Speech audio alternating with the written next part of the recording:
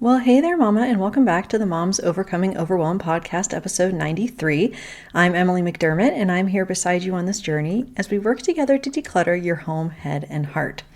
Well, on this show, we like to obviously give the tactical tips about how to declutter, where you should start, how to use things like the container concept or the out of sight, out of mind bin. But we also want to make sure we're looking at the mindset blocks and mindset shifts that have to happen in order for us to be able to declutter successfully. And today I'm diving into 5 mindset shifts to help you let go of clutter. And there is a workbook that you can download. I'm going to link it in the show notes so you can dive in a little bit deeper to see if any of these mindset shifts, or maybe all of them, are ones that you need to make in order to let go of what isn't serving you more easily. So I'm really excited for this episode. And what do you say? Grab that notebook and pen and let's dive into today's episode. Hey there, Mama. Are you tired of all the stuff crowding your home, calendar, and mind? Do you wish you could say goodbye to the endless to-do lists running around in your head? Want to declutter but don't know where to start? You're in the right place. Welcome to Moms Overcoming Overwhelm, where you will find proven and practical solutions to declutter your home, head, and heart. Hi, I'm Emily, a wife, boy mom, and simplicity seeker. I struggled to get pregnant and felt overwhelmed until I discovered decluttering could create the physical and emotional space I needed to become a mom. Now, 2 kids later, I've transformed my life and motherhood by developing simple systems around decluttering, capsule wardrobes, kid stuff, cleaning and tidying, meal planning, time management, and more, and I can't wait to share them with you. If you're ready to reclaim the time and energy you crave, be present with your kids, and finally enjoy the life and motherhood you so deserve, let's kick overwhelm to the curb, shall we?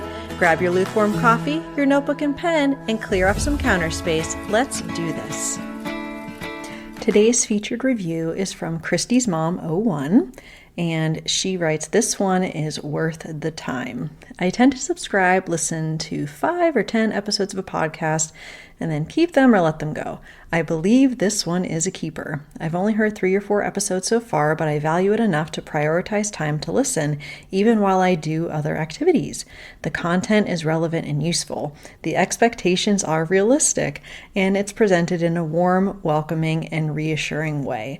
Well, thank you so much for that review, and just as a reminder, we are wrapping up our 100K giveaway, and if you leave a quick review just like that in Apple Podcasts and send me a screenshot of that, you can be entered to win a $100 Amazon gift card. Yay! And if you've already left a review like Christy's Mom 01, that's okay. You can share the show with a friend and send that screenshot to me. And everything is in the show notes for you today, so make sure to check that out. And also reminders about the summits that I am a part of, the Simple Change Summit and the Chaos to Calm Summit.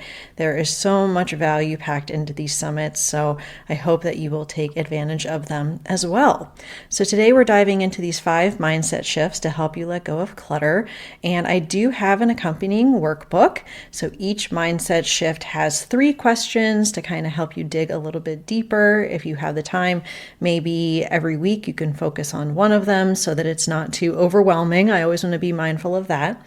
And so we're going to dive into the first mindset shift, which is scarcity versus abundance mindset. And I did talk about this a little bit in episode 15.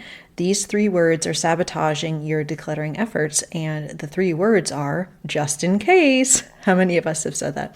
Well, I got to hold on to this just in case.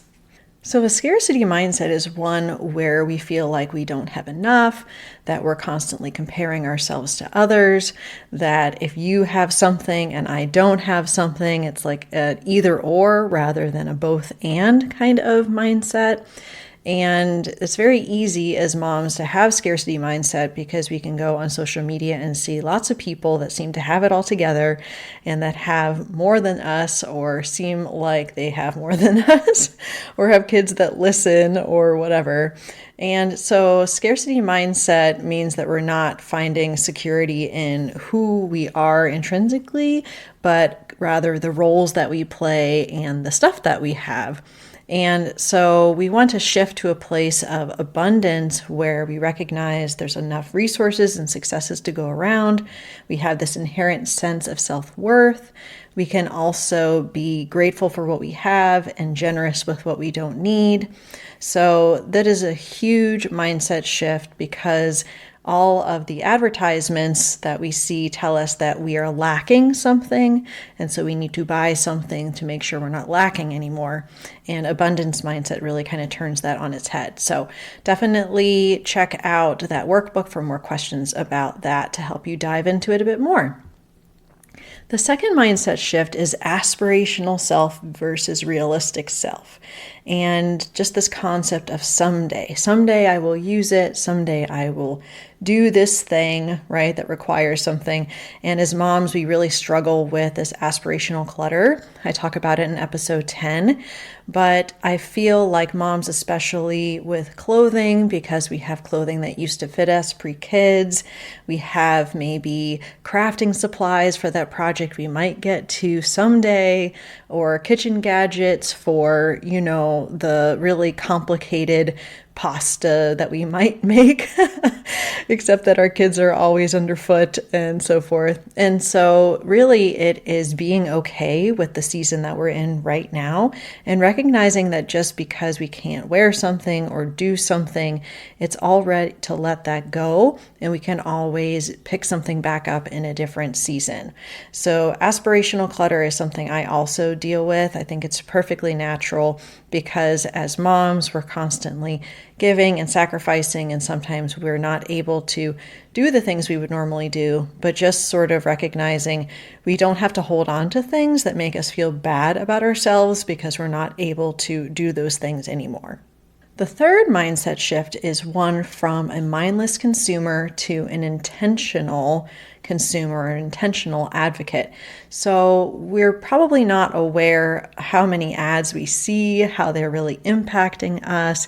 And so sometimes we don't recognize that, and we're buying based upon impulse or comparison.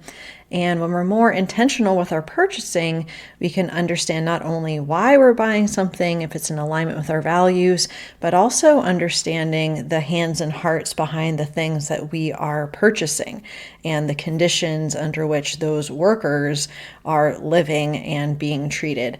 And we talk a little bit about impulse purchasing in episode 86 with Meghan Dwyer from Money Isn't Scary. But just kind of taking it that step further, that perhaps we're going to not just buy something because we saw it on an ad and, okay, this looks good, but all right, what is this company all about? How are they treating their workers? Like, we can be a little bit more mindful about what we're purchasing and bringing into our home. The fourth mindset shift is a biggie. It is the difference between decluttering and letting go. Now, obviously, this is a decluttering podcast. We're helping you declutter homes, heads, and hearts, right?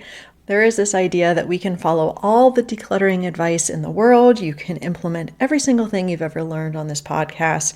But if we don't understand the deeper reasons as to why we're emotionally attached to our stuff, or why we buy something in the first place, we're not going to be able to truly let go. So we really have to think about, what is the purpose? What are we making room for? Do we want to make room for us to be able to pursue our purpose? Do we want to make room so that we feel like we're a more present parent? We have to really think about the why. And also thinking about, when it comes to letting go of that emotional attachment, that comes back to a lot of our sentimental items. And we talk about this in episode 11, but just kind of figuring out, okay, why am I holding on to this sentimental item? Is it an actual positive sentiment? Because sometimes we're holding on to things out of guilt or obligation.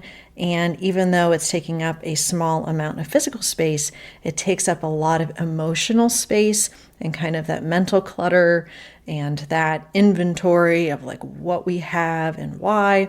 So if we're able to kind of shift to that letting go, it really is that releasing of the things that are no longer serving us. And the last mindset shift, number 5, is what I like to call the natural disaster exercise, which we've done a couple times on the podcast before, but it's a real fun one, so we're going to do it again, okay? Okay, so imagine that you have gone away for the weekend. You have a suitcase with the things you need. You have your kids, you have your spouse, you have your pets, you have your, wedding rings on, anything that might be pretty much important to you, you have. And then a neighbor calls you and says, "Oh my gosh, I'm so sorry. Your house has flooded. Everything is ruined." What is the first thing that you would miss? Go. And most people first they go, "Oh." And the second thing they say is photos. Right? And that's totally natural. But outside of photos, is there anything else that you might miss? And a lot of times people say no. And so this is really great to kind of get you in the mindset of like, why am I holding on to so much stuff? Why is this causing me so much stress? Because there aren't that many things that are valuable to us. And for the things that are, what are we doing to preserve the item or preserve the memory? Are we scanning our photos? Are we taking a picture of these sentimental items and having a story attached to them? There's lots of things that we could do in case there was a natural disaster, we had to evacuate or something like that. So those are the 5 mindset shifts. And again, you can dive more into it if you get the workbook, which you can find in the show notes. So let's review them very quickly. The first mindset shift is one from scarcity to abundance. The second is from an aspirational self to really embracing your realistic self. Number 3 is shifting from a mindless consumer to an intentional advocate. Number 4 is the difference between decluttering and letting go. And the 5th mindset shift is the natural disaster exercise, which really helps us remember what is actually important to us. And on Thursday, we're going to be talking to Michelle Bird. She's from the Busy Vibrant Mom podcast, and we're going to be talking about 5 productivity hacks to help you get on top of your day. And who can't use that, right? So I hope you have a wonderful rest of your day, and I will see you Thursday. Bye for now. If you like today's podcast, here's what you can do. Just take 30 seconds to leave me a review. I know you're a busy mama. You're overwhelmed, in fact. But 30 seconds of your day makes such an impact. I'll be blessed by your words. They'll definitely make my day. And who knows, you might be entered for this month's giveaway. In Apple Podcasts, scroll down to write a review. Thanks so much for your time. I'm so grateful for you.